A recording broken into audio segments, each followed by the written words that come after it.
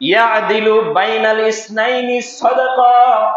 নবীজি সাল্লাল্লাহু আলাইহি ওয়াসাল্লাম বললেন, একজন ভালো চরিত্রবান মানুষের মধ্যে যেই গুণ থাকা দরকার, যেই বৈশিষ্ট্য থাকা দরকার, সেটা হলো দুইজন মানুষের ভিতরে যদি ঝগড়া লাগে, বিবাদ লাগে, দুইজন মানুষের মধ্যে যদি ঝগড়া ফাসাদ হয়, ওই দুইজন মানুষের ভিতরে যাইয়া ওই দুইজন মানুষের ঝগড়া বিবাদকে মীমাংসা করে দেওয়া, আল্লাহর রাস্তায় সদকা করার মতো সওয়াব পাওয়া যায়। বলেন সুবহানাল্লাহ।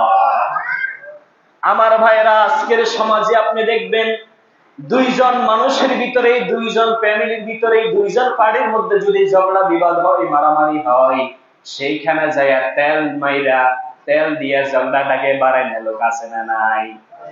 কিন্তু রাসূলুল্লাহ সাল্লাল্লাহু আলাইহি ওয়াসাল্লাম বললেন, দুইজন মানুষের ভিতরে ঝগড়া যদি মীমাংসা করে দেয়, দুইজন মানুষের ঝগড়া যদি মীমাংসা করে দেয়, তাহলে সেই ব্যক্তি আল্লাহর রাস্তায় সদকা করলে, আল্লাহর রাস্তায় দান করলে যেই সওয়াব, সেই সওয়াব আল্লাহ তাআলা তার আমলনামায় দান করবেন। বলেন সুবহানাল্লাহ।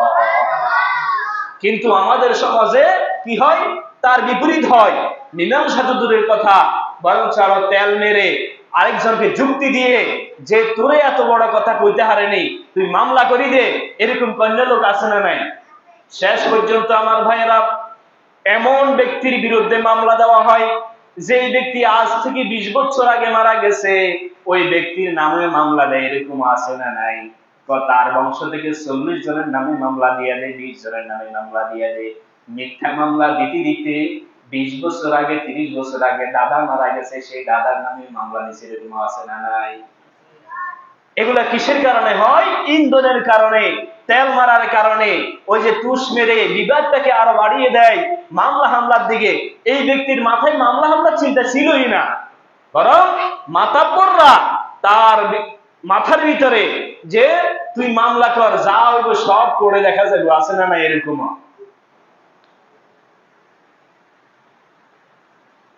এরকমও আছে যে দুইজন যদি ঝগড়া লাগে, ঠ্যাং নেয়ালা যাই ক এক লাথি দি তারে মেঘনা নদীতে পালাই দিয়ে, এরকম আছে না নাই? কিন্তু তার পা নাই, কি নাই? এক লাথি দি মেঘনা নদীতে এক লাথি দিয়ে ফালাই দিয়ে তার পা নাই। এরকম লোক আছে না নাই?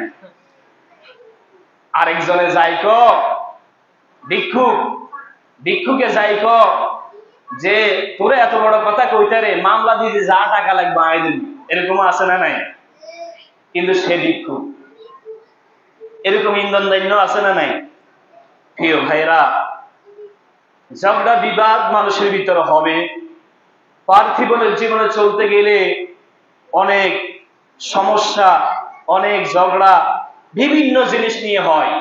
সেইখানে আপনি চাইবেন আপনার ভূমিকাটা থাকতে হবে যে আমি তাদের ভিতরে মীমাংসা করব, সমাধান করে তাদেরকে আমি মিলিয়ে দিব। এটা একটা ইবাদত, এটা একটা শ্রদ্ধা করার মতো সওয়াব। আল্লাহ তাআলা আমাদের সকলকে ঝগড়া বিবাদে সমাধান করার ভূমিকা রাখার তৌফিক দান করুন। সকলে আমিন।